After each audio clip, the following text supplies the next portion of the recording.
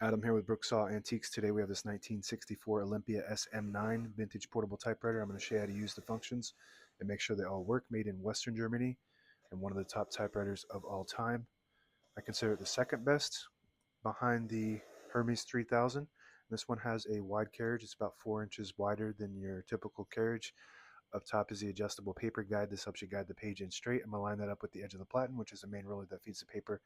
This is the left margin. I'm going to set that on 0, and the right one I'm going to keep that around 80. And this is the paper support arm that flips up from the back like a switchblade and extends. This is the paper bale that sits on top. It's got 3 adjustable rollers and a scale. Typically it has 2, but since it's a wider carriage, this one comes with 3 rollers.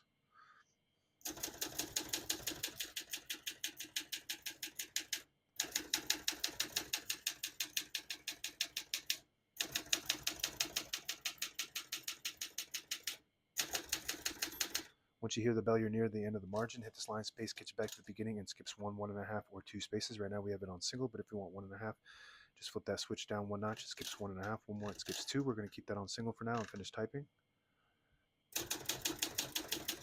As you can see, all the keys type nice and none of them skip or stick. I'll type a sentence in red on the next line. Switch from black to red. There's a switch on the right side. Flip that down to the red indicator. It prints the bottom portion of the ribbon, which is red when you have it in the middle. It doesn't print any ink at all. It just leaves a stencil for copying purposes. When you have it up top on the blue indicator, it prints the top portion of the ribbon, which is black. We're going to move that down for red.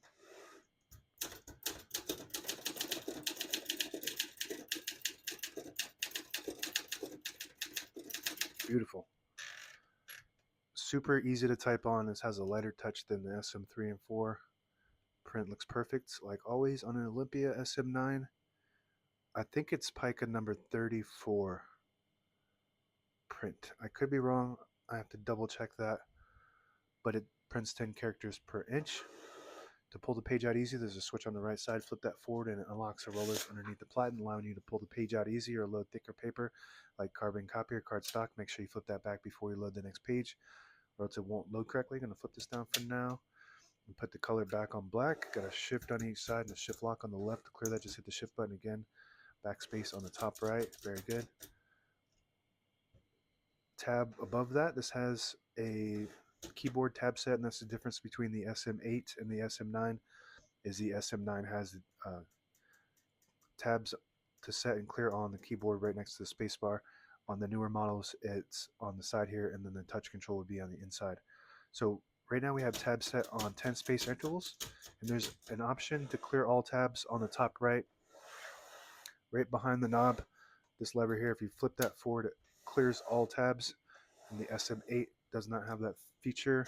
So now we don't have any tabs, but I always like to set one somewhere in the middle, so that way when you hit the tab button, it doesn't go slamming all the way to the end, causing wear and tear on your typewriter. But it's hitting that set button right next to the space bar. So now it just stops at that spot. To clear that one specific tab, hit the clear button on the left side of the space bar. Now we're back to 0 tabs. So I'm just going to set one again right there. Very good.